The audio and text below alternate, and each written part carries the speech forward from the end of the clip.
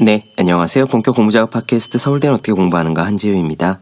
오늘부터 유성호 교수의 나는 매주 시체를 보러 간다를 나눠드리겠습니다. 예전에 셔윈 놀랜드의 사람은 어떻게 죽음을 맞이하는가 라는 책을 읽은 적이 있습니다.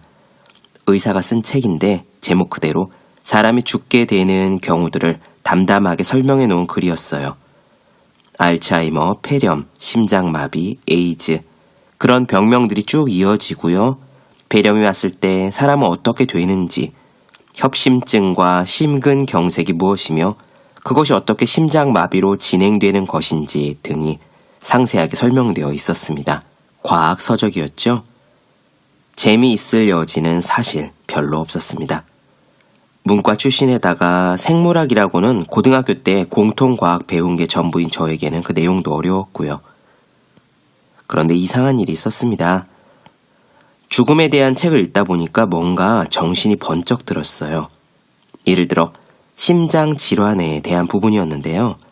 지금 내가 과체중이라면 내 심장을 둘러싼 혈관벽에 지방이 끼어 있다는 뜻이고 그건 곧 나이가 들수록 그 혈관이 점점 더 부담이 된다는 의미면서 그러다가 어느 날 그 혈관이 순간적으로 꽉 막히면 심장의 한쪽 구석에 피가 통하지 않아서 부분적인 마비가 일어나고 그 마비가 풀릴 때까지 산소를 공급받지 못한 심장의 바로 그 부분은 영구적으로 죽어서 나는 죽음에 한 걸음 가까워진다 라는 내용이었는데 그 부분을 읽는 동안 저절로 과식을 안 하게 되더라고요. 다른 수많은 다이어트 책들보다 훨씬 나았습니다. 신기하죠? 우리는 누구나 죽습니다. 다만 그 사실을 애써 기억하지 않거나 아니면 잊고 사는 것 뿐입니다. 죽는다는 사실을 생생하게 떠올리기만 해도 우리는 절대로 일상을 헛되이 보내지는 않을 거예요. 저는 죽음에 대한 책을 읽을 때마다 그것이 의사의 책이건 환자의 책이건 간에 늘 정신이 번쩍 드는 그런 경험을 했습니다. 비슷한 의미에서 이번에는 죽음에 대한 작은 책을 가져왔어요. 서울대 의대 법의학 교실의 교수님이 쓴 책인데 그것이 알고 싶다 프로그램에도 자문역으로 자주 등장하셨던 교수님이라고 합니다. 책 자체는 얇고 작아요. 가볍게 금방 볼 수 있는 볼륨입니다. 하지만 그 내용들은 가볍진 않더라고요. 늙어서 병으로 죽는 자연사뿐만 아니라 자살과 타살 혹은 사고사를 다루는 외인사에 대한 내용까지 함께 들어있기 때문일 겁니다. 시신을 부검하는 법의학 교수님의 책이니까 말이죠. 몇 번에 걸쳐서 짧게 나누어 드리겠습니다. 오늘은 딱딱하지만 죽음이란 무엇인가 하는 부분을 다루어 보겠어요. 죽음에 대한 사람들의 생각이 역사적으로 어떻게 바뀌어 왔는지 그리고 과학적으로 정의하는 죽음이 무엇인지를 읽어보겠습니다. 죽음이라는 것이 딱 한순간에 일어난 일이 아니라 일종의 프로세스라는 이야기가 인상적이었습니다. 직접 들어보시죠. 바로 시작하겠습니다.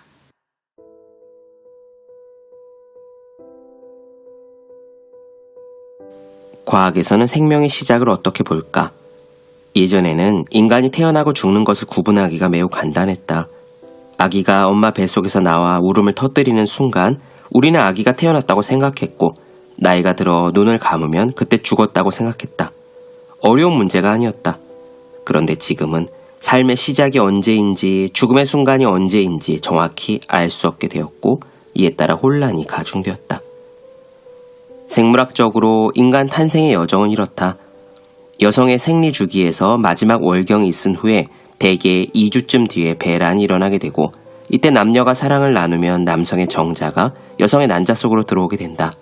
예전에는 이때 무수한 정자 중에서 행동이 빠르고 힘센, 즉 1등을 하는 정자와 난자가 결합한다고 생각했는데 사실은 그것이 아니다. 정자는 일종의 팀을 짜서 움직인다고 알려져 있다. 즉 다른 무수한 정자의 희생으로 하나의 정자가 기회를 얻는 것이다. 그렇게 해서 여성의 나팔관에서 수정이 이루어지는데 그 후 수정된 난자와 정자가 다시 자궁 쪽으로 돌아가는데 대략 일주일 정도가 걸린다. 일주일을 두고 자궁으로 천천히 움직이면서 2개, 4개, 8개 이렇게 반반씩 쪼개지면서 수정란이 되고 그 다음에 자궁에 딱 붙게 되는 것이다. 그런데 이때 자궁벽에 잘 붙지 못하고 그냥 쓰러지는 수정란이 절반이 넘는다. 이렇듯 임신이 된다는 것은 생각보다 힘든 일이다. 수정이 되어 자궁에 붙은 후에도 임신 초기에 자궁벽에서 떨어져 그냥 쓸려 나가는 경우가 더 많다. 결국 임신 8주 정도까지는 유산 가능성이 높아서 여성 스스로도 임신한 줄 모르고 있다가 유산하는 경우도 많다. 그래서 우리 모두의 생명은 사실상 기적이라고 할 수 있다. 태어나는 것 자체가 그렇다는 말이다. 우리들은 굉장히 신비로운 존재다. 그렇게 태어난 사람은 언젠가 죽는다.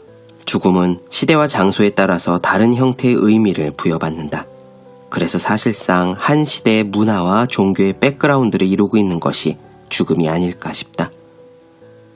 서양의 역사를 중심으로 살펴보면 가장 오래된 문자 기록을 남긴 고대 메소포타미아인들은 죽음을 실질적인 삶의 끝이라고 봤고 죽음 후의 세계를 알랄루라고 보아 감정이 없는 어두운 지하의 그림자 세계로 묘사를 했다. 고대 이집트인들은 나일강의 신 오시리스의 죽음에서 죽음의 전형을 찾고자 했다. 즉, 나일강의 홍수로 발생한 범람이 비옥한 토지로 바뀌듯이 인간도 죽음을 통해서 영원한 생명을 얻을 수 있다고 봤다. 한편 고대 그리스 로마에서는 소크라테스와 플라톤, 에픽테토스는 영혼의 불멸론을, 에피큐로스와 루크레티우스는 영혼의 필멸론을 주장했다. 그러나 기독교가 전파된 고대 로마부터 중세를 지나 근대에 이르기까지는 영혼의 불멸설이 압도적으로 우세하게 되었다. 죽은 자들이 돌아올 것을 염려해서 무덤을 숭배하면서도 묘지는 도시의 바깥에 마련하는 풍습이 있었다. 고대 로마 최고의 성문법인 12표법에는 다음과 같이 명시되어 있었다. 시신은 어떤 경우에도 도시 안에 매장되거나 태워질 수 없다. 필리프 아리에스는 죽음의 역사와 죽음 앞의 인간에서 중세 이후의 시대별 죽음을 분류했다.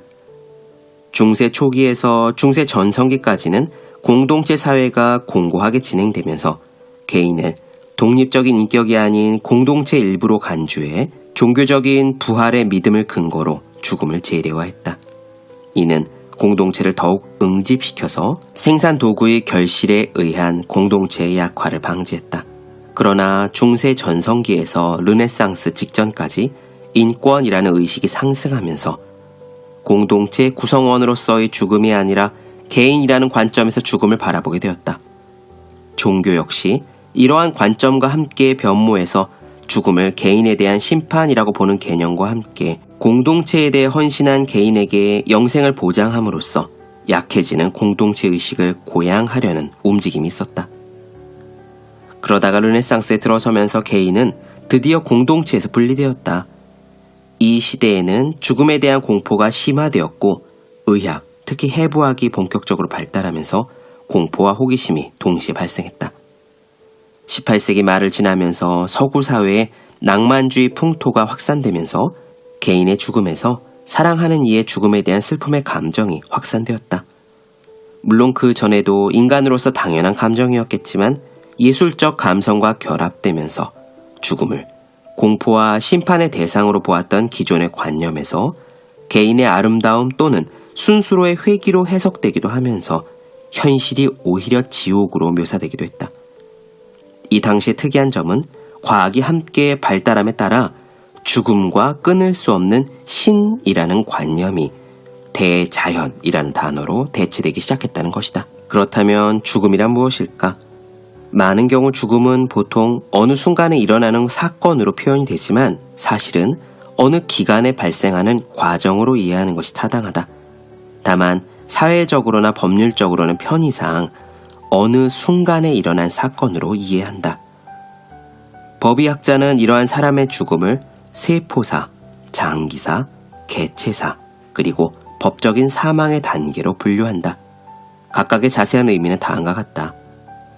사람의 몸은 특수한 기능과 특징을 갖도록 다양하게 발달하는 분화의 과정을 거친 약 400조 개의 무수히 많은 세포로 이루어져 있다.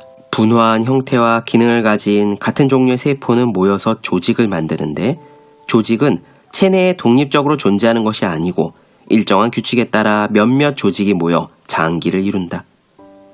개체의 죽음에는 우선 전신의 생명 기능이 극도로 약해져서 객관적으로 살아있다는 징후를 증명하기 어려운 가사 상태가 선행하게 된다.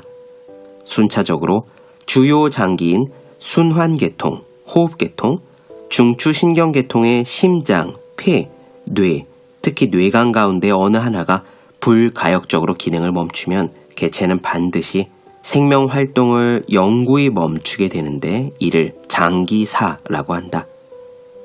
장기사는 심장의 박동이 종지해서 결국 개체가 죽는 심장사, 호흡 정지가 먼저 일어나는 폐사, 뇌, 특히 뇌관의 기능이 종지하는 뇌사로 다시 분류하기도 한다. 이 중 심장사와 폐사는 오래전부터 죽음의 정의로 사용돼서 심장이 멈췄다, 숨을 거두다 등으로 표현되어 왔다. 이렇게 장기가 사망하면 그 다음에 세포들이 사망하게 된다. 심장이 멈췄다고 해서 세포가 바로 다 죽어버리는 것은 아니라서 사망 직후에는 각막이라든지 뼈를 이식할 수 있다. 이러한 장기가 불가역적으로 정지를 하면 개체로서의 생명활동은 필연적으로 종지하는데 이를 개체사라고 한다. 이러한 개체의 죽음은 바로 한 개인의 죽음으로써 법적으로나 사회적으로 사망을 걷는다. 이렇게 사망 판정을 받은 뒤에 동사무소나 지방자치단체에 가서 사망진단서나 시체 검안서를 내면 사망자의 모든 권리와 의무는 사라지게 되고 사망자로 확정받게 된다. 그리고 이 사망진단서나 시체 검안서는 대법원과 통계청으로 간다. 대법원에서는 가족관계를 정리하게 되고 통계청에서는 사망 원인을 조사함으로써 사회적 장치를 만드는 기초 자료로 쓴다. 즉, 만약 통계청에서 수집한 사람들의 사망 원인 1위가 암인 경우에는 정부가 암을 예방하고 치료하는데 국가 예산을 쓰게 되는 것이다.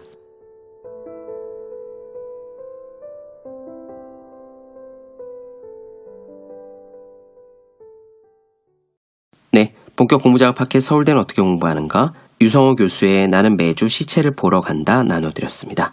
더 많은 이야기가 궁금하신 분들은 제 유튜브 채널 서울대는 어떻게 공부하는가, 네이버 블로그 학생의 즐거운 편지, 다음 카카오 브런치 한주의 브런치, 인스타그램 해시태그 서울대는 어떻게 공부하는가 검색해주시면 좋겠습니다.